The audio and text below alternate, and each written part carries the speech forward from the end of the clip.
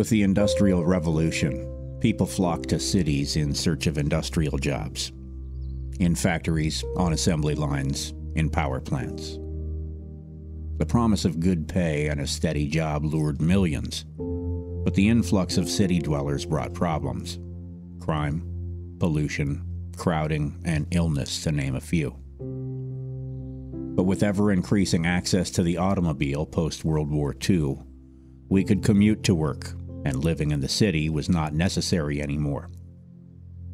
We began to move to the suburbs with comparatively clean air, low crime, and the personal space we craved: yards, parks, and good schools for our kids. On the surface, the attitude seemed to be, we're moving to the burbs because things there are as they should be. Yards are green. Picket fences are white. Our gardens are productive, and our kids are safe. Suburbia was considered a haven, the kind of place Steven Spielberg has made a career of depicting. To this day, if I happen to see E.T. or Poltergeist or Close Encounters as I'm channel hunting, I stop to watch, at least for a little bit, and smile. The scenes of Elliot and his siblings having a late-night pizza party in their middle-class neighborhood, or kids in a cul-de-sac in Cuesta Verde, California, using a remote control car to have some fun with a neighbor carrying a six-pack of beer on his kid's bike. There's an earnest truth to the way the suburbs are depicted. Spielberg can make you yearn for it, that childhood, that life. In the suburbs, if we fear anything, it's outsiders, others. Someone who might come into our peaceful neighborhood with nefarious plans and menacing intent. These people who live here with us, they're not to be feared. My neighbor in this place some would describe as Pleasantville would never harm me. It's strangers we're afraid of. Unfortunately, even in the suburbs, our neighbors are sometimes strangers. And the horror we dread is often just beneath the surface, waiting to be exposed. Like a cemetery where they moved the headstones, but not the bodies. On more than one occasion, Westfield, New Jersey has been just such a place.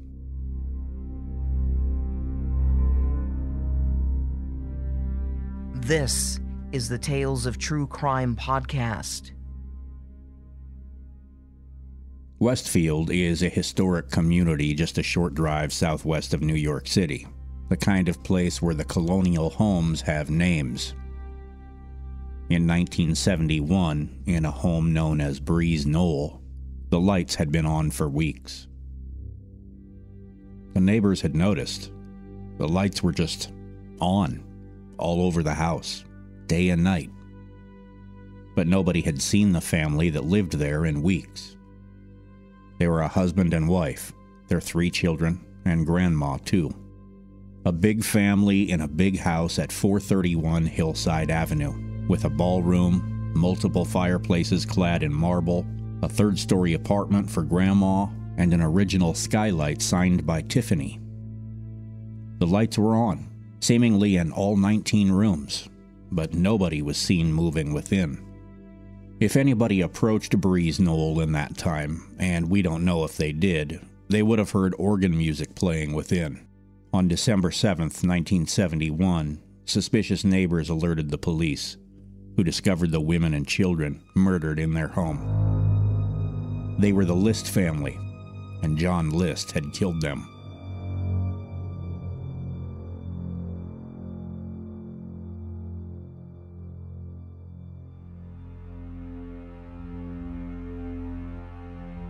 John List was a devout Lutheran, active in his church, a veteran, an accountant by trade.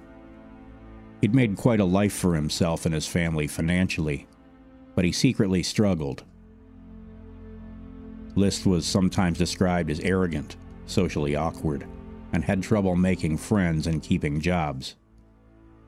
He had been raised by a stern, self-reliant father and a doting mother who gave him nearly everything he wanted. When his girlfriend, Helen, told him she was pregnant, he did what was considered the right thing in those days and married her. After the wedding, she revealed she had not been pregnant after all. Did John List feel misled? According to at least one published account, he did. Soon after, Helen really was pregnant, and the family bought the huge Breeze Knoll estate in a posh Westfield neighborhood. List was by that time the vice president at a local bank, but he didn't really have the resources for such a sprawling estate, so his mother Alma loaned him the money and moved into the attic apartment. Things were good for a time, but in 1971, John List lost his job. Nevertheless, he got up every day, dressed for work, and left the house, his family none the wiser. Where did he go? The bus station. He would sit all day, read the newspaper, then return home as if he had been at work all day. Some have said it was because his father had instilled a sense of self-reliance in him and he feared the shame of admitting he was unemployed and that the family might soon have to accept government assistance. Others have said he desperately wanted to run away, just disappear, but the bus station was as far as he could bring himself to go. Whatever the reason, he was digging himself a hole he would not be able to climb out of. He had been skimming money out of his mother's bank accounts. His home was approaching foreclosure, and the deception could not be maintained forever. On a November morning in 1971, he saw his children off to school like any normal day. And when they were gone, he approached Helen List from behind and shot her in the back of the head while she ate toast at the kitchen table. List then went to his mother's attic apartment. "What was that noise?" she asked. He kissed her, like Judas, he would later say, and shot her too. Downstairs, List went to work cleaning up Helen's blood, so when the children arrived home from school, they wouldn't suspect what was going on. He spent the rest of the morning preparing for his getaway. He went to the bank and cashed in his mother's savings bonds, visited the post office and put a hold on the mail, canceled their newspaper deliveries, then returned home, wrote a handful of letters, and made phone calls to the children's schools and their carpool driver. He said they would be going to North Carolina for vacation, and that the children would be out of school for several weeks. He ate lunch at the same table where he killed his wife, and waited for the time to arrive when he would kill his children. One by one, he shot each of them and laid them on sleeping bags next to their dead mother in the ballroom. With his family dead, John List sat down and wrote one more letter to his church pastor and explained his reasoning for murdering his family. He rationalized his own evil acts. He believed the 1970s were going to be a dark decade, and that his family was losing their commitment to the church.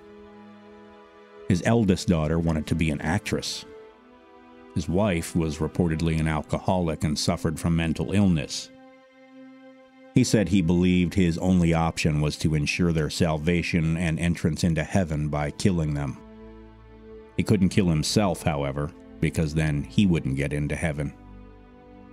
John List went to bed, slept in the same house where his family lay dead on the floor in the ballroom. The expression, "how do you sleep at night?" comes to mind. Most of us have experienced a fitful night's sleep because we had an argument with a family member or watched a scary movie before bed, but it's hard to imagine the nightmares that would come from murdering your entire family in cold blood, and then attempting to sleep in the same home where their bodies lay. Perhaps it's a sign of John List's deviant nature that he slept just fine. And when he rose in the morning, he set a record player to blast music through the home's intercom system on a repeating loop, meticulously cut his face from every family photo in the house, and vanished.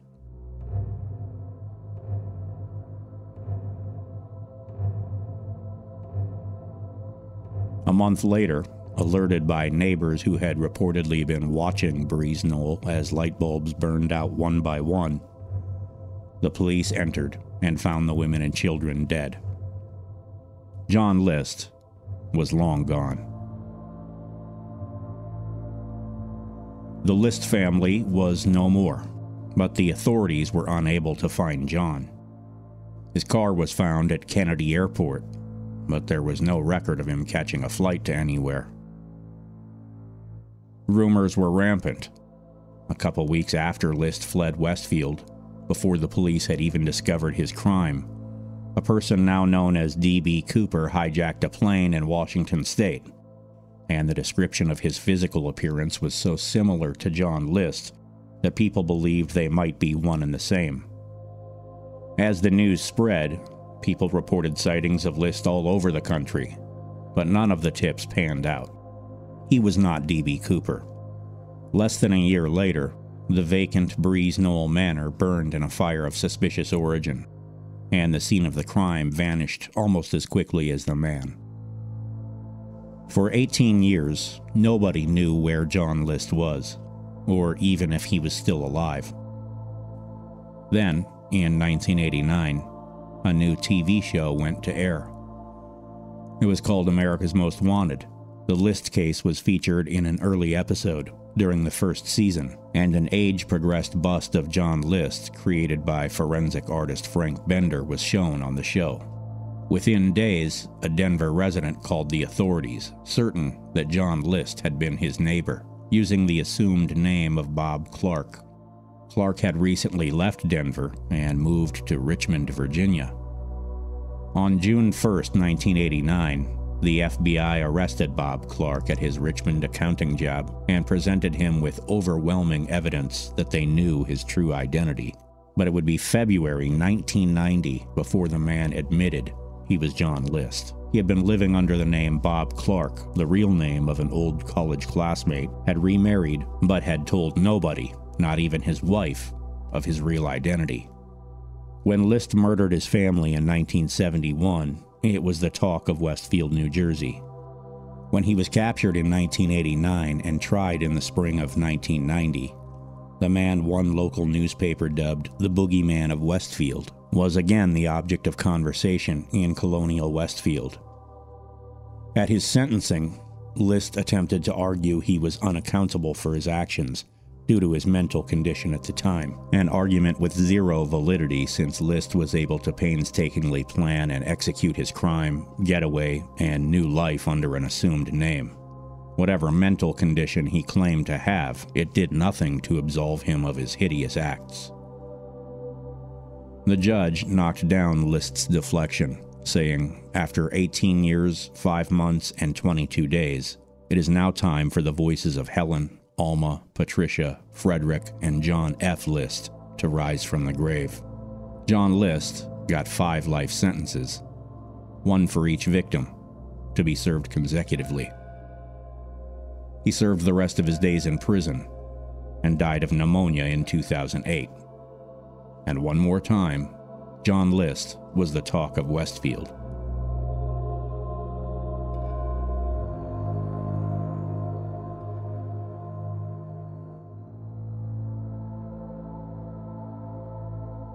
Just 6 years later, in 2014, the Broaddus family bought the house at 657 Boulevard, a 1905 Dutch colonial on an extra-large lot, less than 2 miles from where the List family home once stood.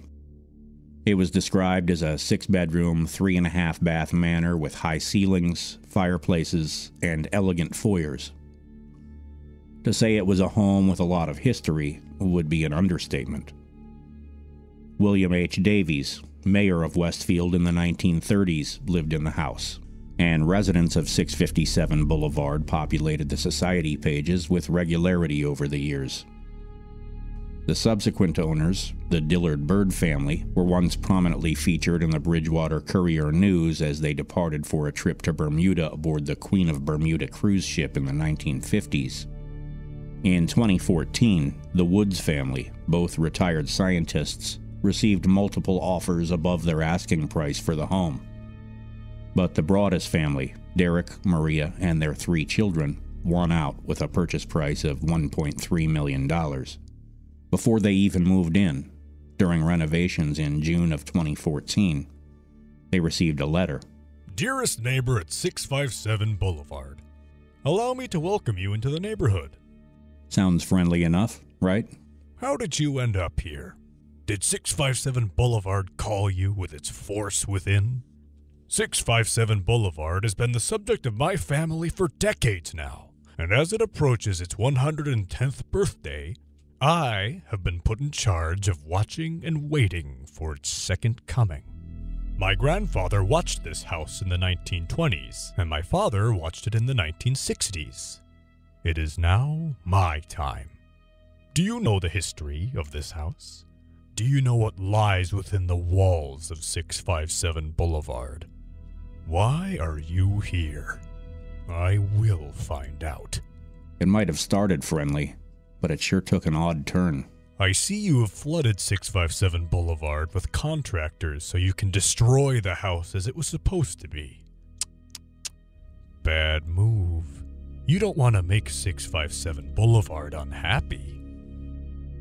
You have children. I've seen them. So far, I think there are 3 that I've counted. It goes without saying, when someone claims to have been observing your children, it's gonna raise alarm. Do you need to fill the house with the young blood I requested? Better for me. Was your old house too small for your growing family? Or was it greed to bring me your children? Once I know their names, I will call them and draw them to me. Who am I? There are hundreds and hundreds of cars that drive by 657 Boulevard each day. Maybe I'm in one. Look at all the windows you can see from 657 Boulevard. Maybe I'm in one.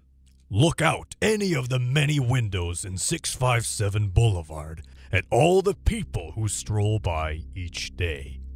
Welcome, my friends. Welcome. And let the party begin.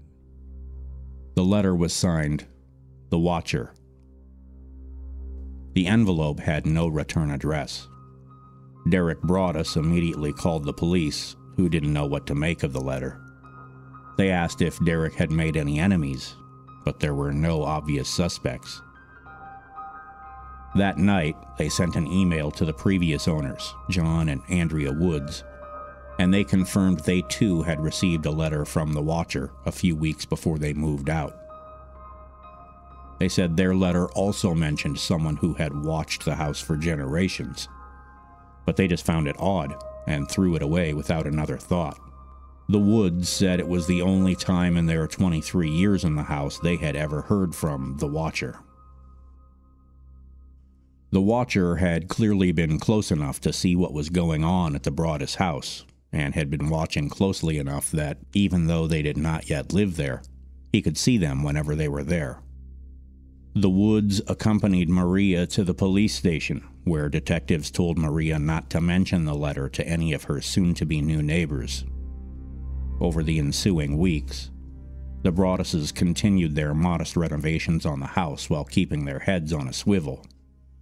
And 2 weeks later, when Maria stopped by the house to check the mail and approve paint colors, there was a card in the mail.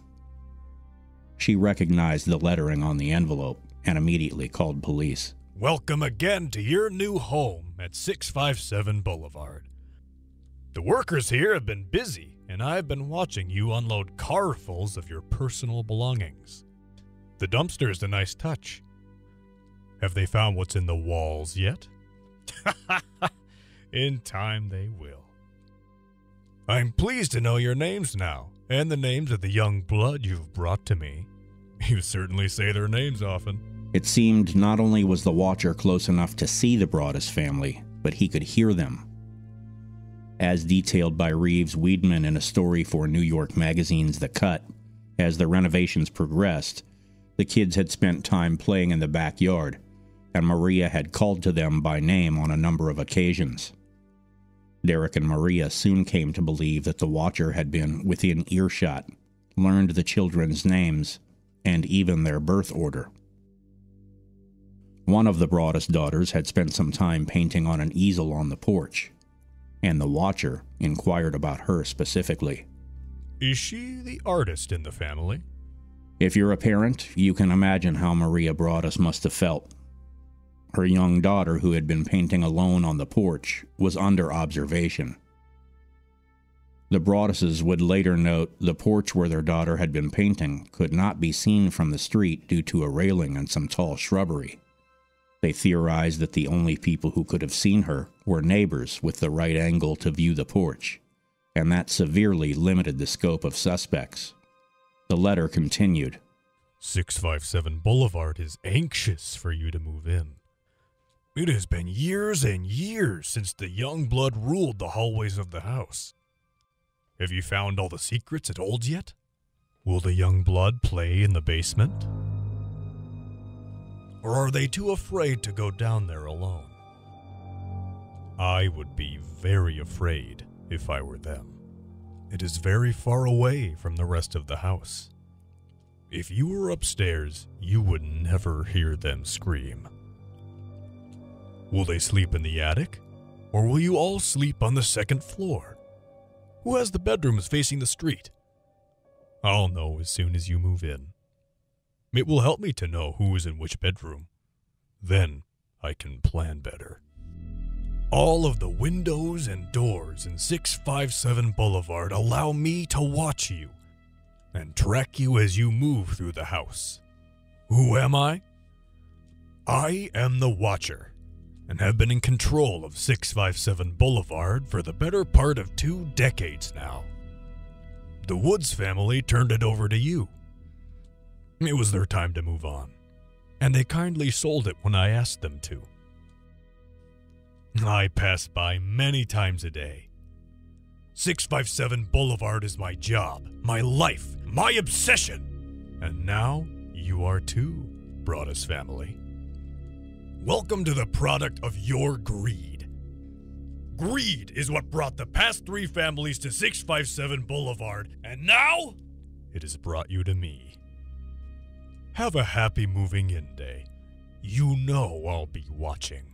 Understandably, the Broadduses interpreted the letters as threats and began to wonder whether they could actually move in. Many of us would be tempted to say, I would never let some malcontent scare me out of my new home with a letter, but you have to consider the Broadduses' situation. What's the point of moving into a big new house if you don't feel safe letting your kids play in the yard? With few options, they involved the police, and even hired private investigators to determine who was writing the letters. As their renovations wrapped up, just as they should have been moving into their new home, they began spending less time there. Then came a third letter. Where have you gone to? 657 Boulevard is missing you. After a contractor's yard sign was ripped from the ground overnight, Derek Broaddus took the Watcher's advice literally. Look at all the windows you can see from 657 Boulevard. Maybe I'm in one. He spent the night inside the home at 657 Boulevard, with the lights out, peering out the windows with binoculars, scanning the neighborhood and the surrounding home's windows, looking for someone who might be watching. The family went to extraordinary lengths to determine the Watcher's identity. They staged an open house for their neighbors, had everyone sign a guest book, and then compared the handwriting to the letters from the Watcher. No luck. In 2015, they filed a legal complaint against the Woods for not disclosing the letter from the Watcher prior to the sale. They hoped for a quiet settlement, but a local reporter picked up on the complaint, and the national media soon caught wind of the story. The drama, which had been playing out in private, was now public. Conversation on the Watcher mystery was frequently not flattering to the Broaddus family. There were accusations from strangers and neighbors alike. Some questioned the Broadduses' good fortune in being able to afford a home as grand as 657 Boulevard. Others alleged the Broaddus family may have staged the Watcher controversy for a number of reasons, publicity or profit. At one point in the investigation into the identity of the Watcher, the Broaddus family and their team of investigators zeroed in on the family next door, the Langfords. Mother Peggy Langford was in her 90s, and she had several adult children who lived with her, including her son Michael, who was described by a neighborhood resident as a reclusive Boo Radley-type character. The Langfords' home was in the right spot to see the Broadus girl painting on the porch, and they had lived there long enough for the elements of the Watcher's letter about watching the house for generations to fit.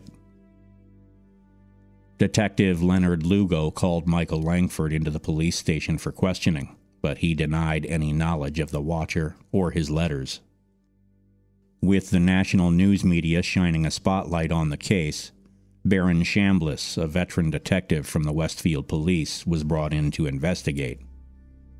His investigation did not support the allegation that Michael Langford had written the letters. Although he had once been diagnosed with schizophrenia and sometimes alarmed people with his odd behavior, most did not believe Michael was capable of writing the Watcher letters. Perhaps most surprising, Chambliss' investigation included DNA analysis, which seemed to indicate the person who licked the envelopes in which the Watcher's letters arrived was likely a woman.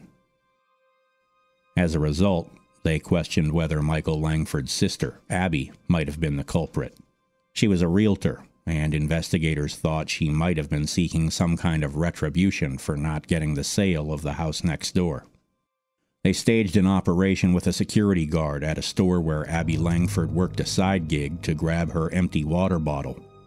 They recovered a DNA sample, and the profile didn't match. Soon after, investigators told the Broadus family they no longer suspected the Langfords at all.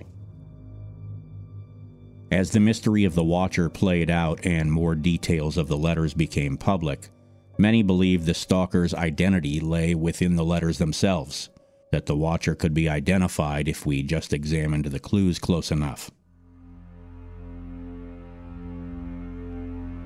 There were statements that hinted at animosity and motive. I see already that you have flooded 657 Boulevard with contractors so that you can destroy the house as it was supposed to be. Was the Watcher someone with an interest in historic preservation? Or perhaps just a person who generally objected to change? Are you one of those Hoboken transplants who are ruining Westfield? Clearly, someone doesn't want outsiders, strangers, in the neighborhood. There were curmudgeonly statements, too. The dumpster is a nice touch. Obviously, somebody didn't like the look of the construction dumpster in the yard at 657 Boulevard. You certainly say their names often. And maybe their afternoon nap got interrupted by the sound of Maria calling for her kids. It seemed like the Watcher was an elderly neighbor. Welcome to the product of your greed. Was the Watcher someone who envied the family's wealth? Or perhaps someone who got outbid by Derek and Maria, someone who didn't have the same resources? There were a lot of statements that hinted at the writer's identity. My grandfather watched the house in the 1920s, and my father watched it in the 1960s. It is now my time. If true, the Watcher could only be someone who had lived in the neighborhood for generations, and that would be a very small number of suspects, right? Well, maybe not. The house is crying from all the pain it is going through. You have changed it and made it so fancy. You are stealing its history. It cries for the past and what used to be in the time when I roam its halls. The 1960s were a good time for 657 Boulevard, when I ran from room to room imagining the life with the rich occupants there. The house was full of life and young blood. Then it got old, and so did my father. But he kept watching until the day he died. And now I watch, and I wait for the day when the young blood will be mine again. Nobody was sure whether the Watcher was someone who grew up in the neighborhood, or perhaps the child of a former housekeeper or handyman. Whomever it was, the letters seemed to indicate the Watcher had spent time inside 657 Boulevard. Other theorized suspects included a female neighbor from the block who said, "It'll be nice to have some young blood in the neighborhood," during a tour of the renovations. A young male neighbor on the block who, according to his girlfriend, played dark video games as a character called the Watcher. His girlfriend was seen stopped in front of 657 Boulevard at 11 p.m. one night, and the boyfriend twice agreed to come in for an interview with Chambliss, but failed to show. A backyard neighbor who was seen sitting in a lawn chair facing the Broaddus house, watching. An unknown potential buyer who got outbid by the Broaddus family. 2 child sex offenders who lived in the neighborhood. And the Broadduses themselves, who some suspected might be orchestrating the Watcher as a hoax in an effort to demolish the home, split the lot, and build 2 homes. The Broadduses did everything they could think of to identify the Watcher and get some kind of peace of mind, some justice. The question comes to mind, what exactly is the crime? If the police staged an investigation, there must have been some illegal act, right? I'm not schooled in New Jersey's criminal code, but most places have laws that govern the kind of conduct the Watcher engaged in. Maybe criminal mischief, creating a public nuisance, or disorderly conduct. The potential charges for the Watcher would not be serious, quite likely misdemeanors. But make no mistake, Derek and Maria Broaddus considered many of the Watcher's statements outright threats to their children. Do you need to fill the house with the young blood I requested? Better for me.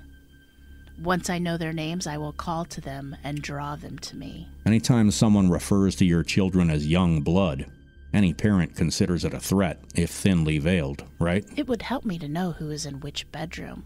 Then I can plan better. That sounds like someone has a plan to infiltrate the house. Will the young blood play in the basement? Or are they too afraid to go down there alone? I would be very afraid if I were them. Why would a stranger imply that children should be afraid of playing in the basement? Again, the statement could be construed as a threat. Years passed, and, with no suspects identified, the police investigation slowed to a crawl. The Watcher's letters stopped coming, and the Broaddus family bought a different home elsewhere in Westfield. They put 657 Boulevard up for sale, but never received what they considered a fair offer. Everybody who inquired about the house seemed to think they could get a discount due to the negative publicity surrounding the house. Eventually, Derek and Maria put the house up for rent at a monthly rate that didn't even cover the mortgage payment.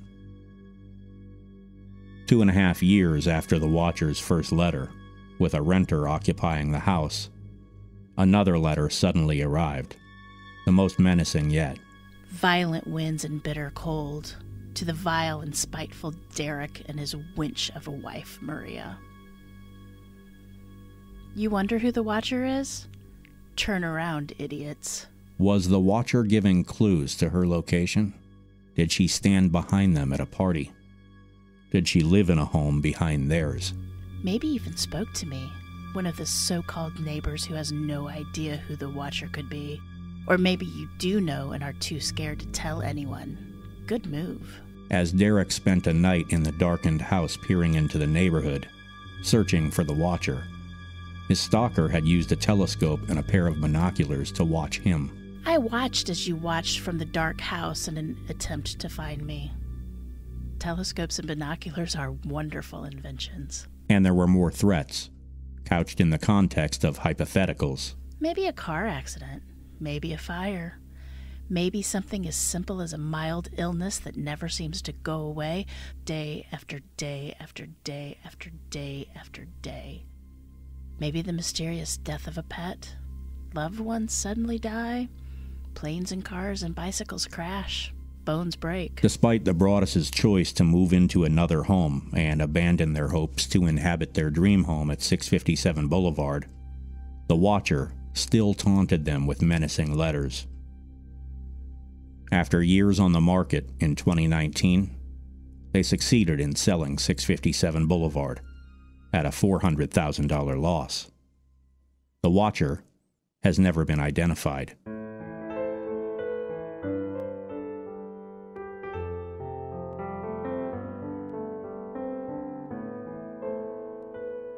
Westfield is a beautiful place. Maybe it's the proximity to New York, Newark, and its location in the northeast megalopolis that brings misfortune and scandal that would be rare in any other city of 30,000. The strangers with evil intent and malicious intentions that we fear, those who might infiltrate our homes and neighborhoods, sometimes succeed. John List was that stranger, and he managed to slip into Westfield disguised as one of their own. By the time he had shown himself, it was too late. As humans, we remember where we were when monumental things happened. So many of us have said, "I remember exactly where I was when Kennedy was assassinated, or when the Challenger blew up, or 9/11. It's called episodic memory, and scientists believe it's a fundamental part of the way our brain works. What and when is linked to where. Our memories are linked to places.